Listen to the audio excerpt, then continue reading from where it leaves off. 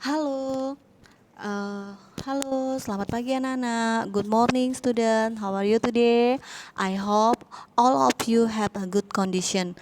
Selamat pagi anak-anak. Hari ini kita masih belajar lesson 4, ya. Lesson 4 yaitu tentang apa? There are some flower in the garden. Ya, kita akan belajar tentang lesson 4 yaitu there are some flower in the garden. Nah, anak-anak, sebelum kita belajar, ada baiknya kita berdoa dulu agar apa yang kita pelajari pada hari ini dapat menjadi berkah buat kita semua. Marilah kita berdoa. Berdoa. Ya, kita mulai doanya. Tuhan, terima kasih.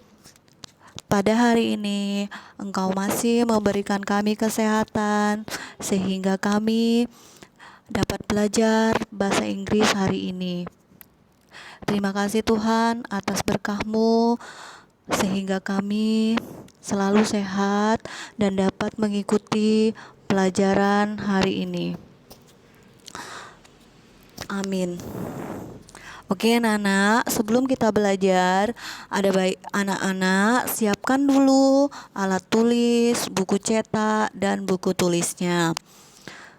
Oke, udah siap? Today, we are learns about lesson 4, there are some flower in the garden. Part 2 ya. Oke, sekarang anak-anak buka buku cetaknya halaman 62. Open your book on 62. Ya, sudah. Oke, anak-anak, minggu lalu kan kita udah belajar halaman 62 ini udah dijawab kan oleh anak-anak semua dan juga udah dinilai. Nah, hari ini Mem akan mengulang kembali pelajaran halaman 62. Nah, halaman 62 itu adalah sebuah statement atau pernyataan ya. Nah, ini di sini Mem cuman ambil 2 contoh aja ya, yaitu tentang there is dan there are. Oke, lihat anak-anak. Number 1, there is a swing in the garden. Ada sebuah ayunan di taman. Oke, kalimat kedua, contoh nomor 2, there are 5 trowel in the garden. Bisa ada 5 sekop di taman. Nah, sekarang anak-anak perhatikan di kalimat contoh pertama itu there is dan contoh kedua itu there are ya. Nah, di sini kita akan belajar tentang there is dan there are. There are. Anak-anak tahu apa itu there is dan there are dan fungsinya buat apa? Oke. Memang akan jelaskan fungsi dari atau pemakaian dari there is dan there are. Oke. Anak-anak coba lihat di sini memang akan menjelaskan pemakaian dari there is dan there are. Oke. Lihat, there is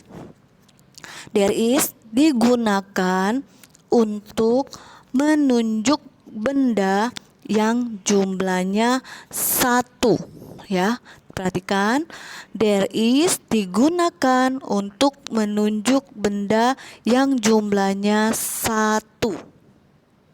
Oke, jelas? Contohnya, examples, there is a swing in the garden.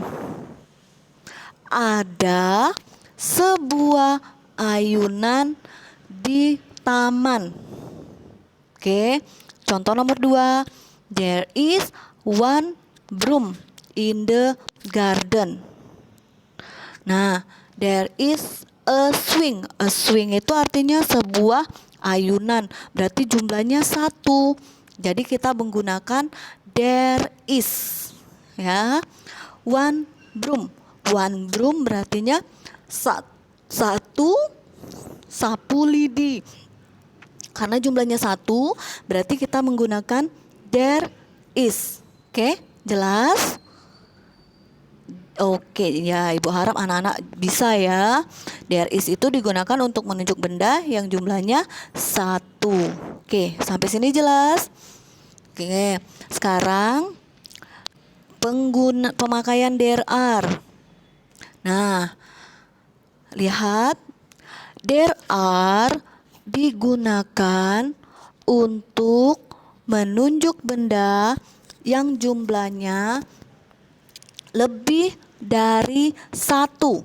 Ya, ingat, there are digunakan untuk menunjuk benda yang jumlahnya lebih dari satu.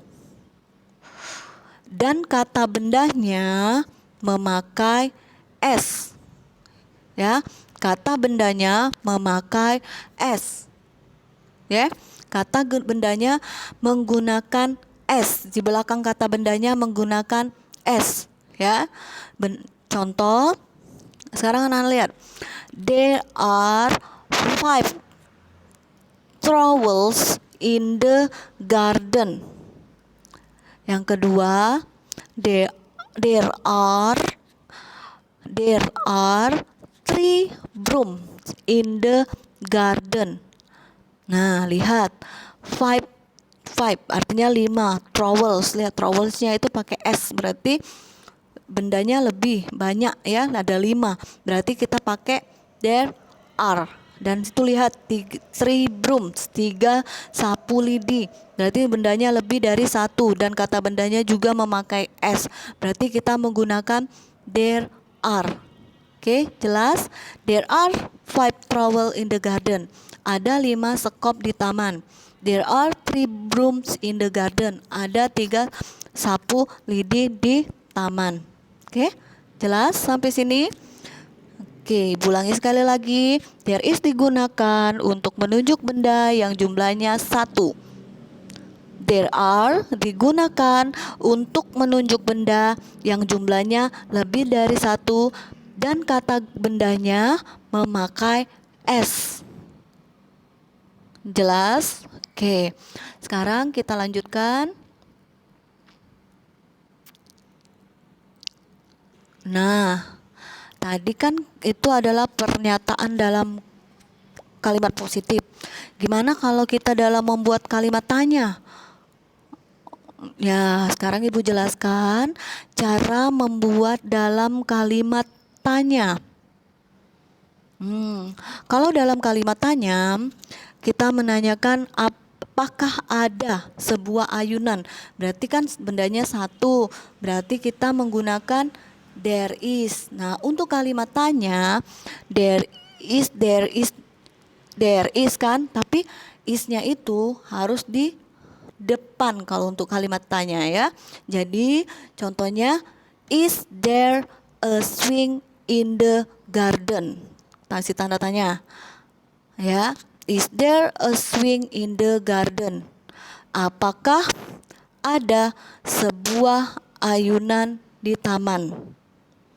Oke, karena ini kalimat tanya berarti harus di depannya harus kata to be. Kalimat tanya ya, harus is-nya di depan. Is there a swing in the garden? Apakah ada sebuah ayunan di taman? Kalau ada berarti jawabannya yes, there is. Ya. Kalau tidak ada, berarti jawabannya no, there is not. Oke, jelas? Sekarang gimana kalau kalimat tanya yang menggunakan kata are there ya? Untuk kita menanyakan benda yang banyak, kita menggunakan there are, tapi kalau dalam bentuk tanya kita pakai are-nya di depan ya. Lihat, are there 5 sunflower in the garden? Apakah ada 5 bunga matahari di taman?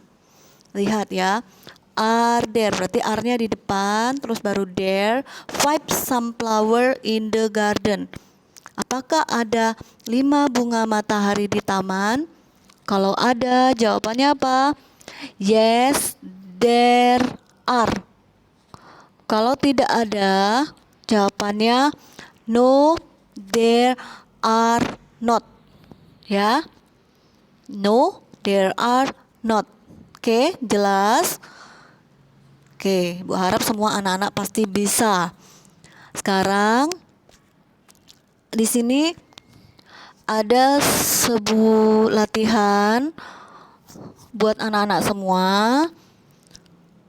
Latihannya, lengkapi kalimat di bawah ini dengan menggunakan there is atau there are. Situ ada 5 soalnya ya. Kerjakan dengan melengkapi kalimat di bawah ini dengan menggunakan there is atau there are. Oke, kerjakan tugasnya di buku tulis bahasa Inggris. Kemudian kirim tugasnya ke classroom. Oke, jelas? Oke anak-anak, cukup sudah pembelajaran kita hari ini. Terima kasih atas perhatiannya. Oke, I think enough for today, for our lesson today. Thank you for a great attention. Bye, see you next week. Always keep healthy, washing your hand and using a masker. Okay, goodbye, bye, see you.